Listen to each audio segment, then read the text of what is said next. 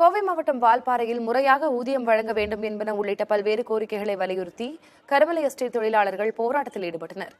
5000க்கும் மேற்பட்ட தேயிலை தொழிலாளர்கள் கருமலை எஸ்டேட் நிர்வாகத்தின் கீழ் வேலை செய்து வருகின்றனர். இவர்களுக்கு வாரம் ஒரு நாள் விடுமுறை, மருத்துவ வசதி, ஊதியத்துடன் கூடிய விடுமுறை வழங்க வேண்டும் என வலியுறுத்தி எஸ்டேட் அலுவலகத்தை முற்றுகையிட்டனர். குறிப்பாக மாதந்தோறும் 10ஆம் தேதிக்குள் ஊதியத்தை வழங்க வேண்டும் என தொழிலாளர்கள் வலியுறுத்தியுள்ளனர். வேலைகளை புறக்கணித்து தொழிலாளர்கள் போராட்டத்தில் ஈடுபட்டு வருவதால் அப்பகுதியில் காவல்துறையினர் குவிக்கப்பட்டுள்ளனர். இந்த வருஷம் மாதிரி எந்த பிரச்சனையுமே கிடையாது. இந்த 10 வருஷ காலமா அந்த ஈடு எப்போ வந்தாரோ அப்ப இருந்து இந்த கருமலை குரூப்ல இதே பிரச்சனை தான்.